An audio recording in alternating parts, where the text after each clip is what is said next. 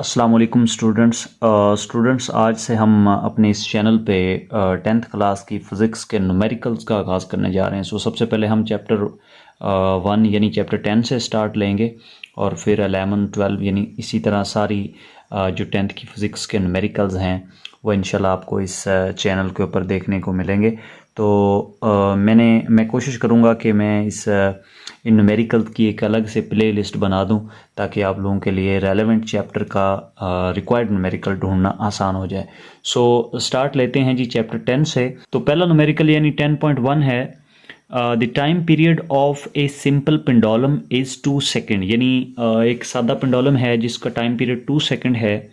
अब हमने क्या करना है, what will be its length on earth. ज़मीन के ऊपर इसकी लेंथ क्या होगी, यानी ज़मीन के ऊपर हमने एल की वैल्यू फाइंड करनी है, लेंथ फाइंड करनी है, length of the pendulum find करना है।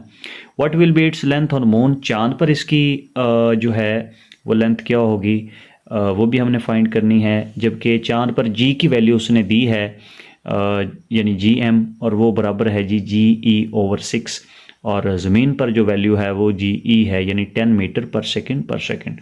सबसे पहले हम लिख लेते हैं जो उसने बोला है कि time period of simple pendulum is 2 second, यानी जो टाइम पीरियड है कैपिटल टी से हम इसको जाहिर करेंगे।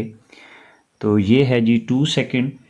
उसके बाद उसने ज़मीन पर जी की वैल्यू दी है जी ई यानी 10 मीटर पर सेकेंड, और चांद पर उसकी वैल्यू है जी, उसने दी है जी एम, और वो उसने कहा है कि जी ई ओवर 6 यानी 10 ओवर 6। तो ये बन जाएगा अप्रॉक्सीमेटली 1.67 मीटर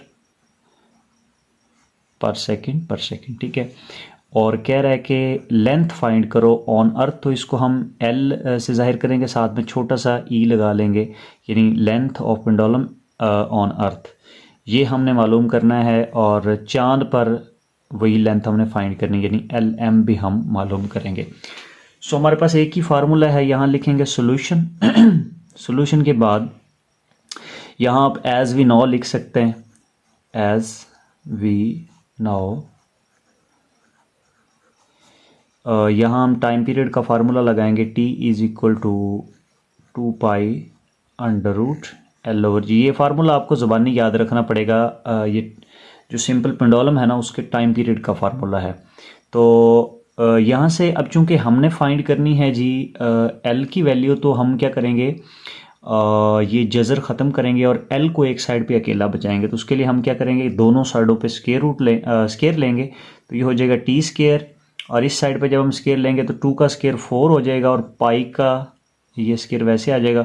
और जब हम अंडर रूट एल ओवर जी का स्केयर लेंगे तो वो स्केयर रूट से कैंसिल होगा, तो ये हमारे पास एल ओवर जी हो जाएगा। तो यहाँ से अगर हम एल की वैल्यू निकालें तो देखें जी उधर जाके मल्टीप्लाई होगा, तो ये बनेगा T square g divided by ये 4 पाई स्केयर उधर जाके हो जाएगा divide is equal to L. तो उसके बाद हम क्या करेंगे कि इधर ही इसको सॉल्व कर लेते हैं।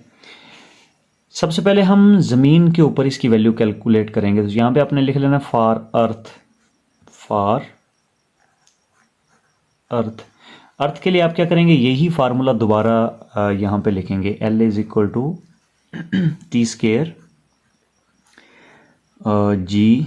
अच्छा, यहाँ पे ना जी के साथ छोटा सा ई लगा देंगे क्योंकि हम ज़मीन के ऊपर जो है ना वो कैलकुलेशन कर रहे हैं, इसलिए हम यहाँ पे जी ई लिखेंगे डिवाइडेड बाय 4 पाई स्केयर। ठीक है।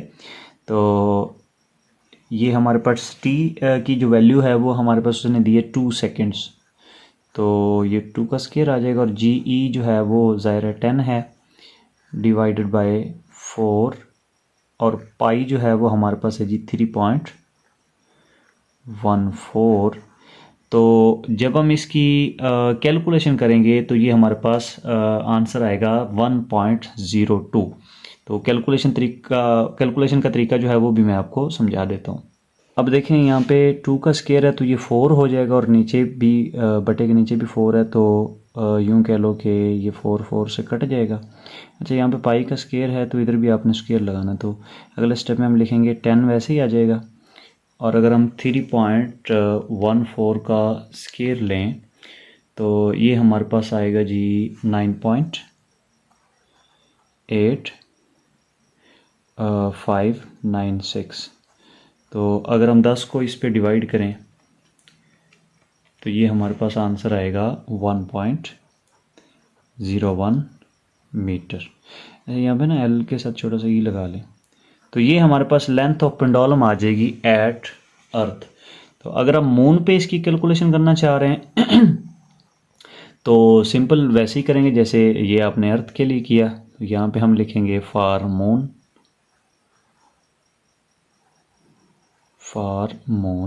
तो यही फार्मूला दोबारा जो इस साइड पे था वही हम दोबारा यहाँ पे लिखेंगे, L is equal to T square g over 4 pi square. ठीक है, तो यहाँ पे एल के साथ हम एम लगाएंगे बिकॉज हम कैलकुलेशन कर रहे हैं जी मून पे, जी के साथ भी हम एम लगाएंगे।